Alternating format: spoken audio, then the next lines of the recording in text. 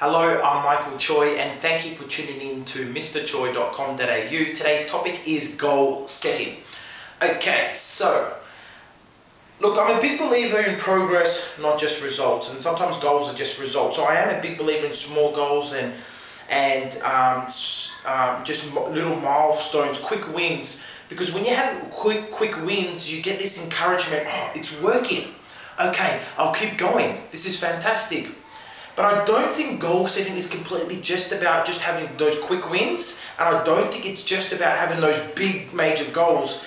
I think there's some more background there, there's more foundation, and there's more that meets the eye rather those two things, but those two things are very, very important. So yeah, look, I'm a big believer in those quick wins, progress, not just results, and you get these positive chemicals, you get endorphins, you feel really good. Because you're ticking off things, so it's good. You're ticking off. Yep, you're getting it. But when you're writing your goals, I think it's important to ask yourself why, and ask yourself why at least 3 or 4 times. Okay, because I think it can get deeper than just this is what I want. So what I mean by this is, so many times we make goals for New Year's resolution, and by Valentine's Day it's over, right? And we've forgotten all about them and we're back to normal. How do we stop that from happening? I think it's about going a little bit deeper into your heart, your soul, your brain, into why you really want this. And this is why I'm talking about asking the question 3 or 4 times. So let's just say one of your goals is to quit smoking. You can just write on your piece of paper, quit smoking by March, right? From say New Year's or whenever you're starting your goals, just for example. All good, fantastic, you're writing a goal better than people that aren't writing a goal. Ask yourself though, why do you want to stop smoking? What's the answer? Maybe it's better health. Okay, so you've asked yourself once, okay, so I want to stop smoking. Why do I want to stop smoking? For better health. Why do you want better health? To live longer.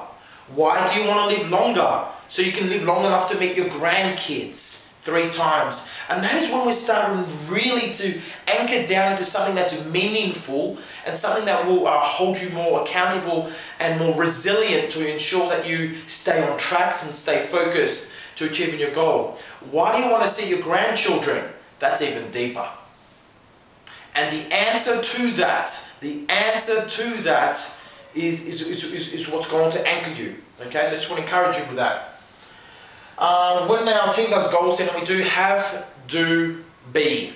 So what that means is what you want to have, okay? So I might want to have no more cigarettes, or I might want to have a car, I might want to have a house, I might want to have X, Y, Z, right? Then when you write that on your piece of paper, then next to it's what you need to do to have that, okay? And then next to the do is what you need to be or who you need to be to do that. So it's what I want to have, what I need to do to get what I want to have, and who do I need to be to do what I need to do to get what I want to have. Okay? So just a little bit more strength in that and a bit more of a pathway. On the subject of pathway, I've got here GPS.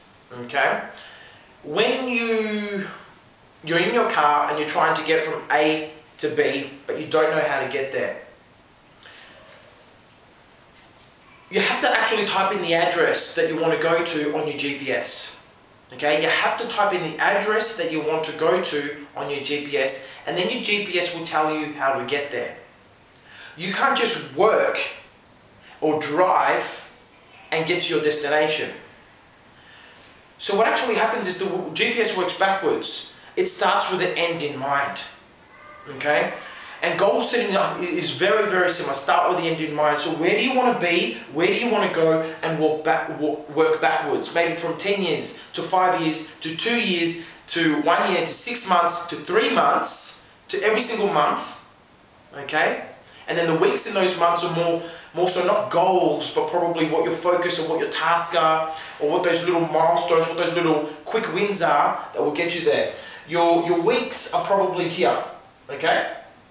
That's what your weeks are, okay, and then they lead up. So that's working backwards. Fingerprints. Basically, so you write your goals. How do you know if you're on track or off track? Because you're basically on track or off track. You're not half on track. You're either on track to your goals or off track on your goals.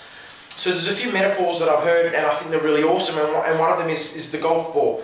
So the golf ball, you might hit it, and if you're maybe just a millimeter left or right with your golf club, it doesn't make a big difference, say a few meters in front of you. But if the golf ball's going 100 meters, that 1-2 millimeters difference between left or right, or how your shoulder is, how your wrists are, will make a big difference long term. Same as a plane. So the plane lifts off and is flying. If it's just off coordinates just by a little bit, doesn't make a big difference over a kilometer. But over a 10-hour flight, you will land somewhere completely different. So when we talk about fingerprints, your fingerprints is the evidence of where you're going. Everything you touch, everything you do is either on track or off track. So where are your fingerprints today? Where have they been? What have you done? And are they evidence that you're on track or off track? So just a little bit of a challenge that every single decision that you make is either on track, off track, and this is your fingerprints to whether or not you're going to where you want to go. Envelopes. So a really good idea of just maybe a little bit of accountability and remembering about your goals, and if they're still important to you, is mailing them to yourself or getting a friend to mail them to you. So you might have a 1-year goal, a 6-month goal, a 3-month goal, a 1-month goal. And what you can actually, and a 1-week goal, and you can write them all in an envelope with your address, with the stamp, give them to your friend, and your friend's got it in the diary when they're going to mail it to you. So in the mail, you'll just get them. So the 1-year one, you won't just get, say, 10 months after, you might get the 1-year one maybe 4 times a year. Okay? You'll get it every quarter, so it reminds you where you want to go. The 6-month one, you might get it 3 times, okay? Every 2 months. The 1-week one, you'll get once. And it's just a really good reminder, hey, wait a second, helicopter view, pause, self-analyze, see where you're at, just take time out of your day, because it's a reminder, you get this in the mail, oh, am I on track?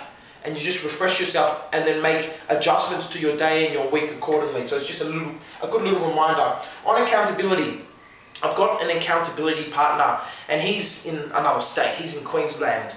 He is awesome. He's driven. Justin Nickerson is his name, an awesome auctioneer in Australia. He's driven, focused, and really knows where he wants to go in life. Is extremely like-minded with me, so we get along really well. And every single Friday at 11:30 a.m. we talk, probably for half an hour to an hour, about what we've done in the last week and what we want to do in the next week. It's a Saturday today, and yesterday I said I'm going to record 6 videos, and I didn't want to really. I wanted to go fishing today. It's a public holiday and we don't have to do auctions today, and so I thought, okay, cool, I can go fishing. But I promised him that I was going to do 6 video recordings today. And if I didn't have that conversation with him yesterday, 24 hours ago, then I wouldn't be here today. And so that's just one little adjustment. But imagine doing that every single week. Have an accountability partner every single week, and you promise them. Promise to me is a really strong word as well. I don't want to break a promise. And so when I promise them I'm going to do this, I make sure I get it done. And it means sacrifice. It means that I don't get to have some of the pleasures, but it means that I'm sacrificing for my future. And I've found, and he's found, that because we're starting keeping each other accountable, we're progressing in our lives and all elements of our lives. So yeah, that's just a couple of quick tips on goal setting. Hope you enjoyed. Take care.